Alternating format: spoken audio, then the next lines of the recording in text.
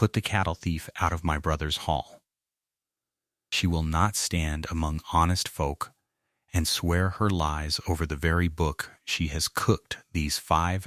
years to hide the beasts she stole, while her betters settle at last what is theirs by right. The words came down the whole long gray length of the great hall at Fernley, like a bucket of cold byre water flung across a warm kitchen, and the little mutter of agreement that ran along the benches after them was uglier than the words themselves. The hall was full that morning of the gentry of the Vale come in their sober blacks to see a great matter settled, ranked along the trestles under the smoke-dark beams. Under the deep stone hood of the great hearth, where the black bull's head of the rays thrust out of the stone, as it had thrust for 300 years. The horned head the family had borne on shield and seal and gatepost since, before any man could rightly say. At the head of the hall, in the tall carved chair that had been the old lord's own, sat the old lord's younger brother, Mr. Aldous Rae, lean and dry and certain in a good black coat. One long finger pointed down the length of the flags at the still gray figure who stood just within the door, an old serving woman in a dairywoman's coarse apron, her chapped hands folded before her, and a great stained and swollen book held up against her breast the way a mother holds a child. Dorcas Combe did not go out. She stood where the men had set her, on the cold flags just inside the great door, and let the eyes of the whole Vale come and settle on her, the rank length of them turning to look, and she did not color, and she did not weep, but looked past the dry certain man who had named her, up to a single point on the far wall above the high seat, where the smoked gold of an old shield caught the gray light, and the same black bull looked back at her. And there was a quietness in her worn brown face that ought to have troubled a wiser man than the one who had just ordered her thrown into the road. She was 64 years of age, and had been 45 years the dairywoman of that house, keeper of the cool slate dairy and the long byre, and keeper too of the herd book, that great stained ledger in which every day of all those years she had set down every cow and every calf, every beast bought or sold or given away, the whole living history of the cattle of the Vale. And now they had let it be put about that those same hands had robbed the estate of its beasts year upon year, and cooked the very book to hide it. And on the strength of that whisper they had turned her out of the dairy that had been her whole life, and were minded this cold morning to see the last of her. There was one man in that hall who had not joined the mutter. Down among the plainer places by the door stood a big, slow-moving man, brown and creased by weather, Amos Redfern, the head cowman of the Grange, who had worked the cattle at that old woman's side since he was a boy. He had not stirred at the first hard word,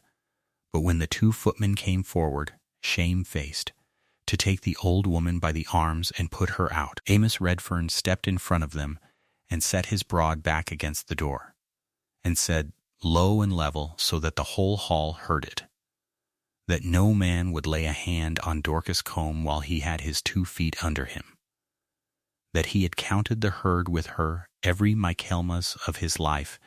and there was not a beast nor a calf gone from it the book did not honestly own, and that if there was to be talk of thieving, let it be talked out plainly and to the end, and not used as a besom to sweep an honest old woman into the road before the great folk had their money settled. And a little way up the hall, where he sat pale and silent under all their eyes, the young man in whose right the whole matter turned, Christopher, the old lord's only son, a slight fair young man of 28, with his dead mother's gray eyes, rose from his place and came down the flags and stood at the old woman's other side, and took her rough hand in both of his, and said, "You will not be put out, Dorcas. Whatever else is done this day, you will not be put out." And she looked from the cowman's set jaw to the young man's white steady face, and something moved in her tired features that was warmer than any smile, and she said, "Sit down, Master Kit. Before you make an enemy this house cannot yet afford. And he would not. And he stayed. Now Mr. Aldous Rae, seated in his dead brother's chair in his good black coat and his certainty, could not know, could not in his coldest reckoning have guessed, that before that short winter morning was out he would stand stripped of every hope he had built his hard scheming years upon, undone before the whole Vale, and undone not by any lord nor lawyer, but by the poor dairywoman he had just ordered swept into the road, and by the stained cow-book she held against her breast. He could not know that his brother, the old Lord Rae, but 5 weeks cold in the vault beneath the church, was about to reach up out of his grave and into that crowded hall and speak, not in any grand deed nor sealed will, but through a red heifer given away one April morning 30 years gone, and a line of plain daily bookkeeping that no forger on this earth could have made. He thought he had won himself a clean cold triumph, and a great estate besides. He had, in that very moment, kicked away the one prop that held up all he meant to take. But before we go on, and before ever that book is opened, do subscribe to the channel now, and touch the little bell beside it, so that you are with us in the hall when the truth is read out at last, and tell us in the comments where in the wide world you are watching from this day. For we do dearly love to know who has drawn near to our fire. Now, to understand how a woman branded a thief could rise by noon to unmake a proud man and set a young lord safe in his own, we must go back, past this hard bright morning, past a long slow dying, all the way to a gray dawn 30 years gone. Fernley Grange stood in a wide green fold of the west country, where the hills came gently down to a slow brown river, and the water meadows lay rich along it, and the Rays had grazed their cattle in that vale longer than any writing in the muniment chest could tell. It was a great old house that carried a great old name, but great old names and great old money are not the same thing, and the plain truth of the place was that the barony and its lands were bound by the entail, tied to pass down the male line from one lord to the next lawful heir, and never sold nor willed aside. Everything, therefore, hung upon the one question of who the lawful heir truly was. If young Christopher were the old lord's true-born and lawful son, got and born in wedlock, then he was Lord Rae, and the Vale and the name were his. But if it could be made to seem that his father's marriage had never been at all, or had come only after the boy was got, so that the child was base-born and no heir, then the whole inheritance leapt sideways out of the young man's hands and fell to the next man in the male line, his uncle, Mr. Aldous Rae, and to the dry patient greed that had waited upon it the better part of 30 years. And there lay the old woman thrown into the road, for the marriage was 30 years gone. The little chapel where it was made had fallen derelict, and its register rotted to a black paste in the damp. The man who made it was long dead, and the low-born bride herself was 30 years in her grave. There was, so far as Aldous Rae believed, no proof left living in all the world that the marriage had ever been. He was wrong. There was one proof, and it wore, that morning, a coarse apron. 30 years before, the old Lord Rae had not been old at all, but a warm-hearted, headstrong young man newly come to his title, Roland Rae, 23 and lord of the whole Vale, and in the summer of that year he had fallen wholly and past, all curing in love with a girl far beneath his station. Her name was Tamsin, and she was the daughter of the estate's own head cowman, a laughing dark-haired girl with quick, clever hands, who had been reared among the cattle and knew every beast in the byre by name and voice, and who carried the milk up to the house each dawn with her sleeves pushed back and the cool of the dairy still on her. It was in the slate-cool dairy behind the kitchens, over the wide-setting pans and the slow-turning churns, that the young lord had found her and lost his heart, And it was there, too, that Tamsin had found the one true friend of her short life, the dairywoman, a strong, quiet young woman of some 34 with steady hands and a steadier heart. Dorcas Combe. The young lord's kin were appalled that a cowman's daughter, a girl who smelt of milk in the byre, should be Lady Ray and mistress of the Vale, and his younger brother above all, Aldous, already grown dry and close, and certain that the estate would one day be his, set his whole cold will against the match. And so young Roland Ray, being 23 and past all counsel, did a rash and a tender and a fateful thing. He married her in secret. He married her at first light on a gray April morning in the little chapel of ease that stood alone up on the shoulder of the down, cold and dim and green with damp. And there were but 4 souls present besides the 2 who were wed. There was the old clergyman who made them man and wife. There was the cowman, to give his own girl away with the tears running down into his beard. There was one witness for the bride, a cousin long since dead. And there was Dorcas Combe,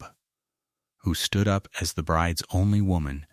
saw the ring go on, and set her plain name in the chapel book with a quill that shook in her cold fingers. And when it was done, the small shivering party crept back through the kitchen court to the one warm place in that sleeping house, the dairy,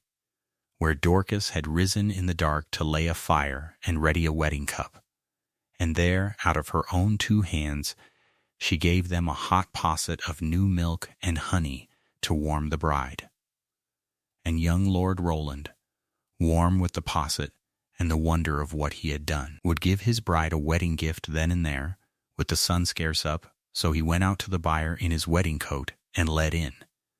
by a halter, a young red heifer with a white star on her brow, the pick of that year's calves, a beast Tamsin had reared with her own hands and loved. And he put the halter in her hand and said the heifer was hers, and her calves hers, for as long as the line should run. And because it was the strict custom of that estate, kept close for the sake of the tithe and the tax, that no beast should leave the herd nor change its owner, but it was written and signed out of the herd book, the young lord took up the great stained ledger that lay always on the dairy sill, turned to the page of that day, and there in his own bold hand signed the red heifer out of the estate herd and over to a new owner, and wrote her name and the new owner's name in the plain columns kept for such things, the heifer Damson, given this day to my wife, Tamsin Ray. And he pressed his signet into a drop of wax beside it, the black bull's head of his house, as a man seals any deed of gift, and thought no more of it than of any morning's business, and neither did a soul there, for it was but the dull daily reckoning of a working farm. And Tamsin, who had no fine thing in all the world to give, drew from her bodice the one poor treasure of her family, a small worn silver christening spoon with her own 2 initials rubbed nearly smooth upon the stem, and pressed it into Dorcas Combe's hands and would take no refusal, and said, "Keep it for me, for you are the only friend I have in this whole great house, and one day I shall thank you better." And Dorcas put it away in her apron, and kept it 30 years. They kept the marriage secret a while, until the young lord's courage should grow equal to the storm his family would raise, and the seasons turned. And it was not until the deep of the second winter after, the winter of the great frost that the whole country still counts its ages by, when the river froze and half the vale lost beasts to the cold, that Tamsin was brought to bed in the grange of a son, born a full 1.5 years and more after the ring went on her hand. And it was Dorcas who sat with her through it, and Dorcas who carried the birth posset up the back stair at 3 of the clock, and that same night, by rushlight, in the herd book that was never out of her reach, she wrote down among the day's doings that the young mistress was safe delivered of a boy, The same bitter night the roan cow calved her twins in the frost, and both were saved. God be praised. 10 days after they christened the boy Christopher, and she noted the christening too. And 3 weeks after that, in a hand that shook and blotted for the first time in all those steady pages, she wrote that her dear Tamsin, who had never gathered her strength again after the hard birth, had died in the gray of the morning of a childbed fever that no care of hers could turn. So the low-born bride was 30 years dead before ever this morning dawned, and the young lord her husband was left a widower at 25, with a motherless boy in his arms. And grief made him quiet, and quiet made him yielding, and in the sad, slow years the secret marriage and its lost register slipped half out of the world's memory. But the whole living record of it, the gift of the heifer, the birth in the frost, the death 3 weeks on, lay dated and safe, tied fast to the frost the county remembered, and the fairs it had attended, and the murrain year it could never forget, in the plain daily hand of the one faithful woman who had stood at the wedding and the bearing and the burial alike, and had loved them all.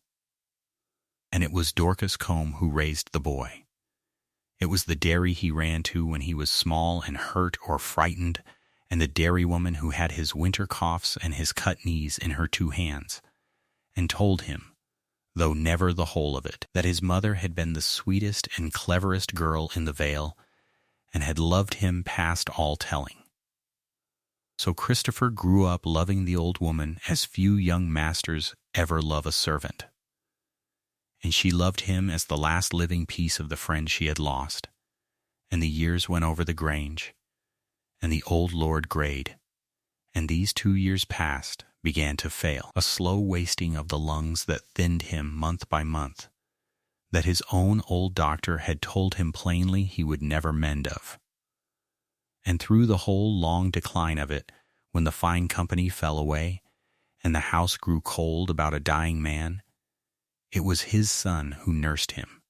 and the old dairywoman who sent up what small comforts the kitchen could not. But the old lord, easy and grieving all his widowed life, had never once thought to set his sons right in order. Never had the ruined chapel searched, nor the marriage sworn afresh while witnesses lived. And it was only at the very last, lying wasted and short of breath, that his mind woke to what his brother would surely do the moment he was cold, swear the marriage had never been, and make his Christopher a bastard before the veil, and take all. And the dying man was too far gone to know where any proof might lie. He knew only that Dorcas Combe had been his wife's one friend, and so he sent for her in the deep of a night, took her worn hand in his wasted one, and begged her, upon her love for Tamsin, to stand for his boy when he was dead, whatever came, and she promised him. And a few nights after, with his son's hand and hers both in his, the old Lord Ray died of the wasting that had been 2 years killing him, and was carried down to the vault beneath the church, and before the funeral meats were well cold, Aldous Ray began to move. He was not a hasty man, Aldous Ray, but a dry and a patient and a thorough one, and he had laid his ground long before. He knew the register was lost, and the witnesses dead. He knew of no proof, but he knew there was one old servant living who had been his brother's wife's friend, who might yet stand up and claim to remember a wedding. And a thing remembered by a servant is worth nothing at all if the servant is first made worthless. So before ever the poor woman knew what was on foot, the whisper went out and grew, that the dairywoman had robbed the estate of its beasts these many years, driving off calves to farm markets and cooking her cow book to hide the count. And a hired man was found to swear he had bought such beasts of her, and the dairy was locked and searched, her name blackened up and down the vale, and she herself turned out to lodge in shame in a cottage and wait upon the magistrate's pleasure. And Aldous was well pleased, For a woman under a charge of thieving is a woman no one will heed. But he had reckoned without the one thing he had never troubled in all his life to understand, being a man who had never kept a buyer nor turned a churn, the herd book itself. For Dorcas Combe, sitting by her cold cottage hearth in the first raw days of her disgrace, turning over all that she knew and all that they feared, had come at last, of herself, to the understanding of what she held, that the plain daily book they mocked, the cow book they called a fraud, was become the one dated record left alive in the world of a wedding and a birth, the only marriage lines that Tamsin's boy had left, and that this, and no old grudge, was the true reason they wanted her name in the mud. And being cleverer than the dry man guessed, she said not one word of it to a living soul. She let them search the dairy and find only the fair working copy of the season's stock, and the old swollen ledger with the wedding page she wrapped in oiled cloth and hid in her own poor bed, and waited, for the living herd tallied to the beast, and they could prove no thieving,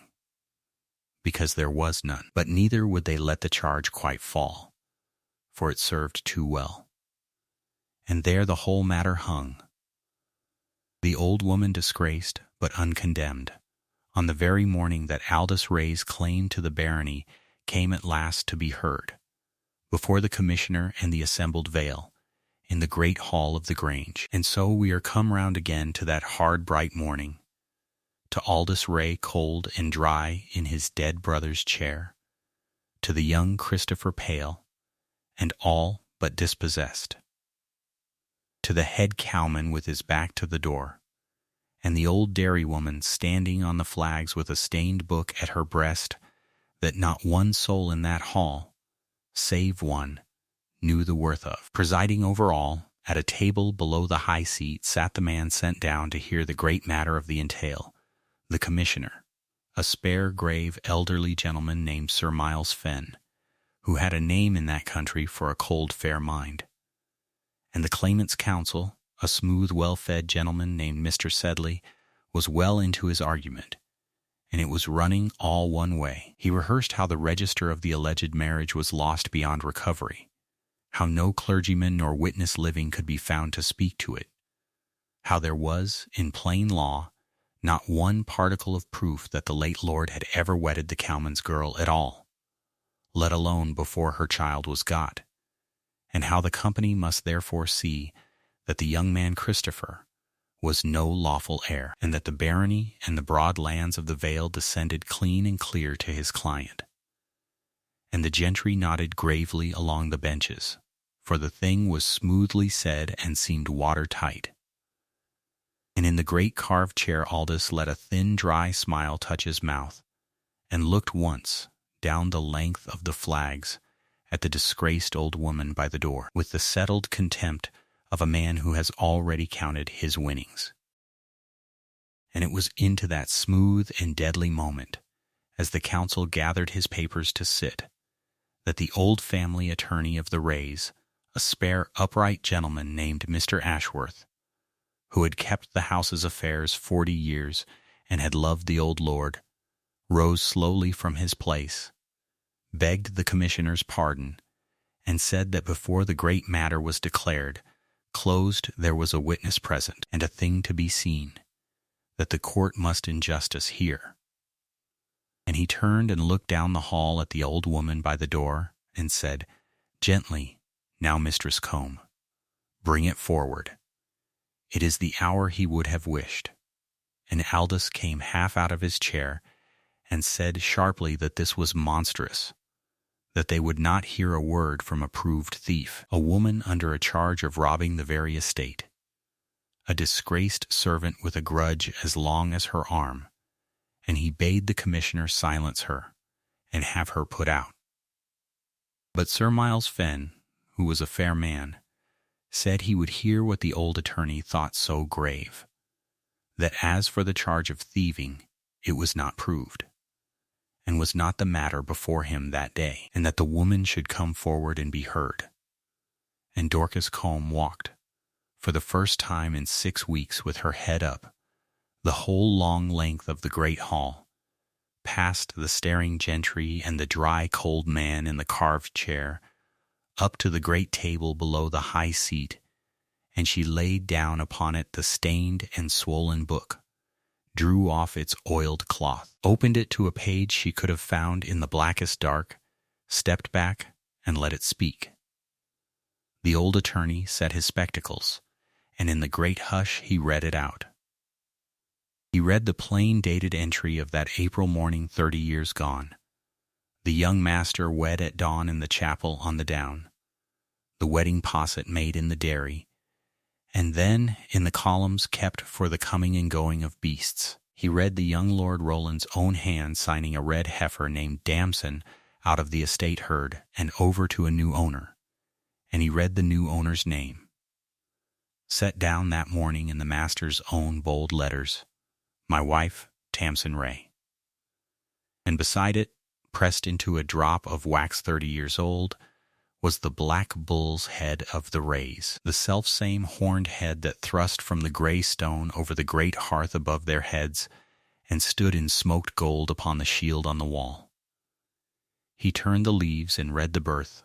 the bitter frost night a full year and a half after that dawn, the boy delivered safe the same hour the roan cow bore her twins, and the christening 10 days on. And, in the shaking blotted hand, the death of the mother 3 weeks after that. And the gentry who had nodded so gravely along the smooth argument sat now in a stillness like the stillness before thunder. But a book may be challenged, and the smooth Mr. Sedley, rallying, rose to say that this was but an old servant's cow book, that any hand might have set down those lines at any time, last year or last week, to save her darling and spite her betters, that the wax and the wedded name proved nothing a spiteful old woman could not have got up at her own cottage fire. And the old attorney inclined his head, and said gravely that he had thought the learned gentleman might say so, and that the truth had thought of it before him. For here, he said,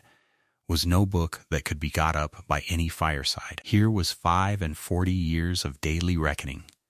tied on every leaf to things the whole vale remembered, and no living soul could gainsay. The great frost that froze the river the winter the boy was born, the murrain year that emptied half the byres, the beasts bought and sold by name and price at the Michaelmas fairs, where half the men in that very hall had stood and bid. Let any man, he said, take the book and find the frost, and the murrain and the fairs, each in its place and its true year,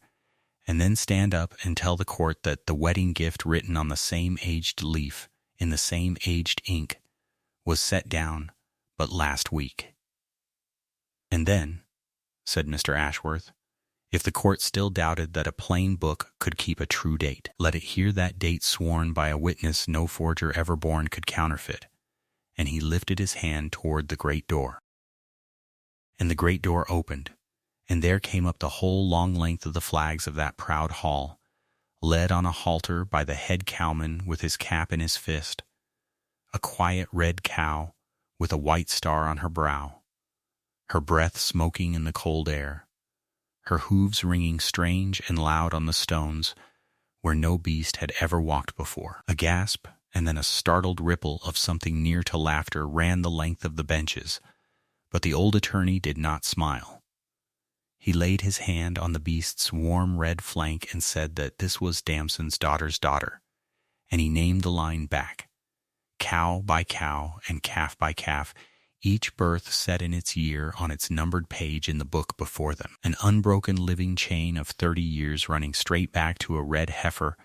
with a white star that a young lord had signed out of his own herd and given to his bride on their wedding morning, that every beast in that famous red dairy came down of her, that the cattle themselves, alive and breathing in that hall and in the byre without, were the pedigree, and the book their register, the one written true and kept unbroken beside the other these 30 years, and that a man might forge a line of ink at his fire of a winter's night. But no man could forge a herd, nor breed 30 years of living cattle backward to fit a lie told last month. And the white star on the red cow's brow, and the bull's head in the 30-year wax,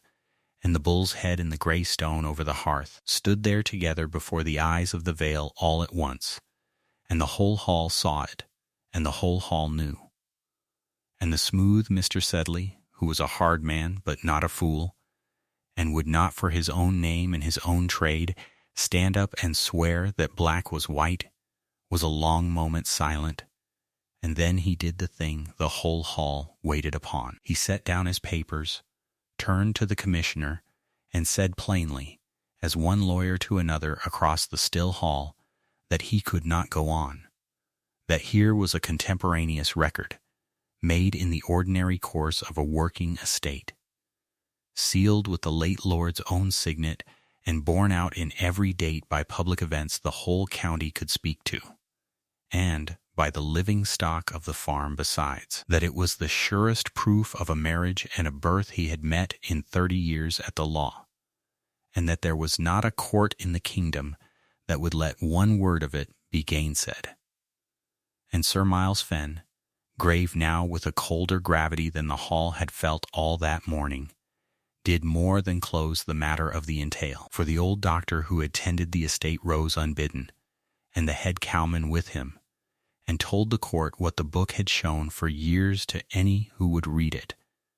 that the herd tallied to the last calf, that not one beast had ever gone from it unaccounted, and that the charge of thieving laid against Dorcas Combe was as false and cruel a thing as was ever got up, made for no end but to blacken the one honest witness whose plain book stood in the way of a robbery. And the commissioner ordered, there and then, that the charge against Dorcas Combe be struck out and declared false before the whole vale,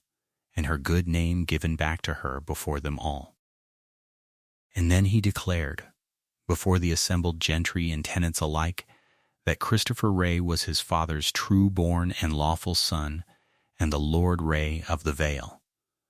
And there was a sound along the benches like a great breath long held and let go at last.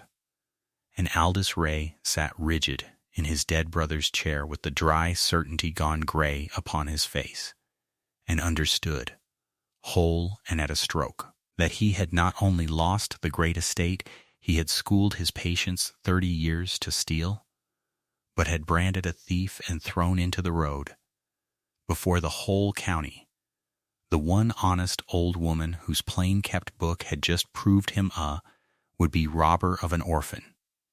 and that he now sat wholly at the mercy of the very young man he had tried to beggar and the very servant he had tried to ruin.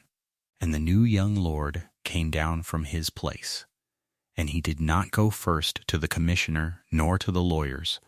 but the whole length of his own hall to the old woman by the table, and he took Dorcas Combe's rough-worn hands in both of his, the hands that had made his mother's bride cup and his own birth posset, and had kept faith through 30 years and a slandered name with a dead girl she had loved, and he raised them to his lips before them all, and said, so that the vale heard it, that he had lost his father and had never known his mother, but that he had never once in all his life been without a mother's love, for it had come to him every day out of the cool dairy in this woman's 2 hands, and that while he was lord of the vale she should want for nothing, and stand below no one, and the dairy should be hers to the end of her days. Now the law would have suffered the young lord to fall upon his uncle with the whole weight of what he had done, the false charge of thieving that touched very near a hanging matter, the plotted robbery of a boy's whole birthright, and half the vale that morning, remembering the old woman driven into the road, sat waiting, and half hoping to see the dry man ruined to the ground. But it was Dorcas Combe who stayed his hand. She asked the young lord, quietly, at his side, not to make of that day a second cruelty, not to send his father's brother to the dock nor to beggary, but to let the punishment be that he should live plainly, and lived knowing that the whole vale knew what he was. And Lord Christopher, who could deny that woman nothing, did as she asked. Upon his uncle he settled a bare modest yearly sum, enough to keep him decent and not one penny past it, on the one condition that he take himself out of the vale and never trouble it again. And Aldous Rae went, and lived narrow and forgotten in a far town, and was heard of no more. And the smooth Mr. Sedley, who had at the last told the truth against his own client, folded his papers and rode back to his town, and said little ever after of the day he lost the surest case he had ever argued to a red cow and a dairymaid's book. But before his uncle left the vale for good, the young lord had him brought once, openly, into the great hall, and made him stand, not to be jeered. For the old woman would not have that, but only to see, set now upon a stand beneath the stone bull's head, the stained book he had called a fraud, open at the page where a red heifer had been signed over to a bride 30 years gone, and to take, from the very dairywoman he had branded, a cup of new milk from that red cow's own line, and drink the whole lesson down. And the old herd book, that a poor woman had kept faithfully through a wedding and a bearing and a burial and 30 years of common milking days, was mended and set behind glass in the great hall itself, beneath the smoked gold shield,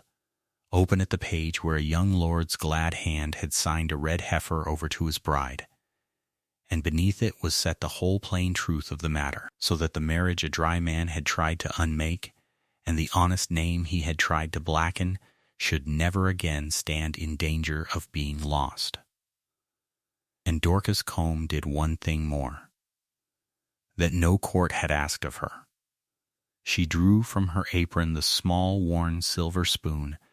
that a laughing girl had pressed into her hands over a wedding posset 30 years gone, her one poor keepsake carried against her heart all that while, put it into the young lord's hands, and told him it had been his mother's, the only silver her people ever owned, kept for him against the day he should have need of a piece of her. And the young man wept, who had not wept when they gave him back a barony. For the great may write their claims on parchment and seal them in gold and swear their smooth arguments before the whole assembled county. But the truth of a marriage and a birth and a faithful life is kept, in the end, not in the grand deed box of the mighty, but in the plain patient hand of the lowly, who troubles to write down what is true on the day it happens, and to keep faith with it after, without reward and without witness, against all the long years, and it waits there, however long it must wait, for the one honest hour that needs it. And in the turning of the years the vale grew used to the sight of the young Lord Rae walking his water meadows, with his old cowman at his one hand and his old dairywoman, hale and honored to the last, at his other. And Dorcas Combe lived out her long days keeper of the cool slate dairy, where the whole of it had begun, skimming her wide pans and writing up her book in the same round steady hand, with the memory of a little silver spoon warm in her, and a red cow with a white star at graze in the green meadow beyond her door. If this story warmed you, do subscribe and turn on notifications so that you never miss our next tale of quiet worth proven at last before the whole assembled house. And tell us, in the comments, what you would have done had you stood in the young lord's place, received the uncle who slandered and near ruined you as a guest at your own table, and put a cup into his hand, as this house chose to do, or shut the great door against him for good and all, and let the law have its way. And let us know where in the wide world you are watching from this day, and what the hour was when you finished the tale, for we love to see who is gathered at our fire. And join us next time for the story of a laundress turned out of a great house on the eve of its grandest wedding, and the one small mark stitched into a christening gown long laid away that would name a hidden heir before the vows were ever said. Until then, Think kindly of the faithful hands that keep what is true. And somewhere in a cool slate dairy behind the kitchens, an old woman set a fresh pan beneath the window, reached down her book, dipped her pen, and began again.